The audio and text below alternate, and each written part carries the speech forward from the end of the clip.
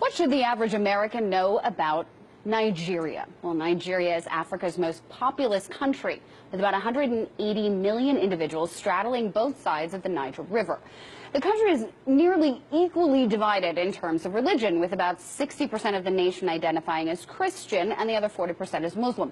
Nigeria also has some of Africa's largest oil deposits, with about 20 billion of the 66 billion barrels of proven oil reserves in all of Africa, along with 3 trillion cubic meters of natural gas. And unsurprisingly, Nigeria suffers from some of the worst poverty in the entire world. But why does a country with so much going for it in terms of natural resources have such terrible poverty and a life expectancy of just 53 years of age?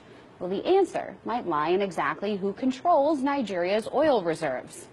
International companies like Chevron and Shell. International companies have been exploiting Nigeria for decades with little to no kickback to Nigerians, excepting, of course, the powerful and corrupt elites who run the country and who keep the oil and contracts flowing. But recently, vigilante groups in Nigeria, like the Niger Delta Avengers, have been striking back against oil companies and their installations in the south of Nigeria. Well, to discuss the nitty-gritty of this situation in Nigeria, we're joined by RT correspondent Caleb Maupin. Welcome, Caleb. Always a pleasure to have you on, Caleb. Thanks. Thank you. Sure. Interesting reporting that you've done here and looking into this. Now for our viewers, let's just start things off and describe to me what the conditions are like in Nigeria and in and around the Niger Delta. Just, I think it's important we get that context as we kind of look at what they're facing, and why they're doing what they're doing now. Well, sure. I mean, Nigeria is a very wealthy country. They've got oil, they've got natural gas, they've also got mineral resources. Very, very rich country. But the people there live in a lot of poverty, just a lot of poverty. In fact, 70% of the population lives below the poverty line, according to the CIA World Factbook. They also indicate that illiteracy is very high. They talk about the fact that 1 in 3 Nigerian children works as a child laborer. I mean, these are horrendous conditions in a country that has a real abundance of natural resources. I mean, if anything, they should be like running the table, given how much wealth is within this country. Right. Sure. Yes, I mean, now the government of Nigeria is very much seen as kind of a puppet of these oil companies. The current president, Buhari, he was actually the military dictator of Nigeria between 1983 and 1985. Now, he took power after the last election, just completely embraced by the United States, despite that there's a long record of human rights violations, people being jailed for speaking out and criticizing the government. So we know that these corporations are behind behind a lot of this suffering, a lot of this poverty in Nigeria. But what specifically is the relationship between the oil companies and this poverty? Well, now, the Niger Delta region, now that's the region where the oil is extracted from. That's about 70% of Nigeria's national income comes from this Niger Delta region. These are the poorest people in the country. They live in fear not only of the police and the military, which have a reputation for corruption, but also for Shell Oil's private army. Shell Oil has 1,200 soldiers of their own, a private security force that acts like an army, and this population lives in terror. And there's just a lot of pollution. I mean, there are oil spills and oil fires almost every day in the Niger Delta region. People are breathing in air that is polluted by these oil fires. We've seen there are pictures that have surfaced of children playing on beaches that are black with crude oil from oil spills. I mean, the conditions there are just horrendous. Let me ask you, is there a connection between, I mean, it's a silly question, honestly. Is there a connection between a life expectancy of 53 years of age and what's going on with these oil companies? Absolutely, and the international community has repeatedly called on Shell Oil to stop their practices and get their environmental practices in order, stop having oil spills so frequently, but many people say things are not getting better in the Niger Delta region, and conditions are only getting worse, unfortunately. Which is what's leading to, you wrote about these groups called, I mean, one, the name, the Niger Delta Avengers, who've been mounting these attacks against the oil company that, what have these attacks looked like, and what have the results been? What kind of action have they've been committing now? Well, essentially, they've been going out and blowing up oil pipelines. As of now, there are 23 oil pipelines that are not functioning because they've been blown up. And in June, there's been an average of about 1 bombing every day of these oil pipelines.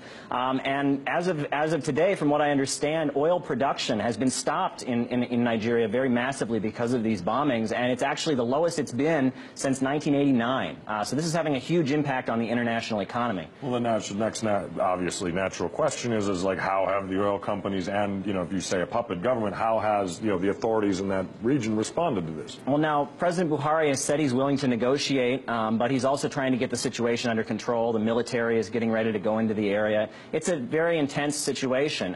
If you look at the statements these groups are putting out on social media, their demand is that the oil of the Niger Delta region be used for the people there. They want things like health care. They want things like education. They want an end to these environmental practices that are just affecting people's living standards and lifestyle. And they're making these demands very clear. You know, some of them are even calling for the Niger Delta to separate. That's a demand that some of them want the region itself to become separate from the rest of Nigeria. Wow. That's incredible. Well, let me ask you, what's the connection between, I mean, obviously this isn't happening without some sort of, I don't want to say collusion or corruption with the U.S. government, but it has to be done with some, there has to be some connection or some work that they're doing. How does it actually connect to American politics, to what's going on there? Well, Nigeria is one of the top recipients of U.S. aid on the African continent.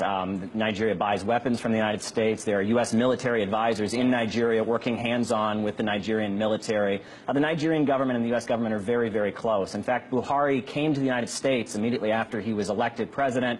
Barack Obama praised him, saying he had a reputation for integrity. So the two governments, the U.S. government and the Nigerian government, they work hand in hand. And there's no evidence to say that we would actually pivot and say, hey, maybe we should help these people out who are fighting back against these companies. I wouldn't count on that. There's nothing saying that there's any reason that would happen. Now, we often hear in the media about Boko Haram and its status as a terror organization and its relationship with ISIS. You know, what do we know about Boko Haram, and how is that group related possibly to the strife in Nigeria and the extreme poverty going on in that country? Well, it's very interesting. Since 2009, Boko Haram has been waging their campaign of violence, but Hillary Clinton refused to list them as a terror organization when she was the Secretary of State. They weren't actually listed by the United States as a foreign terror organization until 2013. A lot of commentators say that they believe that the Nigerian state, especially on some of the local and regional levels, has a relationship with Boko Haram, because it seems very strange that they could have so much power, they could be going for so long, and that there's a regional aspect to this, that some of the Islamic regions feel like the national government isn't paying attention to them. They're supporting Boko Haram, and it's a complicated situation. Yeah, I mean, it's very, very complex. They have called themselves now the African wing of ISIS, which is an interesting thing. Well, I wonder, you know, we hear a lot about the violence. We hear a lot about movements that are active military-type movements against these oil companies. Are there peaceful movements in Nigeria that oppose the violence, but also oppose the sort of Western intervention and the oil companies? Are there peaceful movements? Now, there's a cleric named Sheikh Ibrahim al-Zakzaki, and he was leading the Islamic movement in Nigeria. This was a group that was protesting against corruption and also trying to have dialogue between Christians and Muslims in Nigeria and bridge the gap. Now, in December, the city that he's based in, Zaria, the neighborhood he works out of, was raided by the Nigerian military. At least 300 people were killed. These are unarmed people were killed, and Sheikh Ibrahim al-Zakzaki, he actually remains in military detention. The Nigerian military is holding him without any criminal charges, refuses to release him. And you can go back even further. In the 1990s, there was a case of a filmmaker, Ken Saro-Wiwa. Now, this is an award-winning filmmaker, got all kinds of awards from the United Nations for his environmental work, criticizing Shell Oil and other corporations. He was arrested. Within 8 hours of being arrested by the Nigerian military, he was tried by a military tribunal, and he was hanged. And actually, family members proved in federal court in the United States that Shell Oil had corrupted the legal system in Nigeria to make sure that this opponent of them, this environmental activist, was killed. I mean, there's just all kinds of corruption. And I think part of the reason we're seeing this rise in violence from the Niger Delta region is people are saying we've tried to be peaceful. We've tried peaceful organizing, and look what happens. We get smashed. Wow, that's interesting. Now, final question, probably got maybe about a minute left, but what impact can we as Westerners have on the situation in Nigeria and other countries in similar situations? Like, what can people do in your research that you found? Well, I mean, one thing that must be pointed out is that Nigeria is now the top oil exporter in Africa because Libya was destroyed. Libya used to be the top oil exporting country. And the reason that Libya was destroyed was allegedly because of concerns about human rights, the NATO bombing campaign. Ukraine, but Libya had a state-owned oil company, an oil company that wasn't controlled by Western corporations. And as a result, they had not the lowest, but the highest life expectancy on the African continent. They had guaranteed health care and housing for the population, paid for with the proceeds of a government-controlled and locally controlled oil company that they used for their domestic economy. And that's no longer the case, and now Nigeria is the top oil exporter because Libya has been bombed and ruined. The best thing for people to do would be to try to help in whatever way, push for Nigeria to take over and have control of their own resources as opposed to letting, you know, multinational corporations control it. Obviously. Caleb Maupin, thank you so much for coming on and sharing this with us. Thank you so much. Always a pleasure, sir. Great.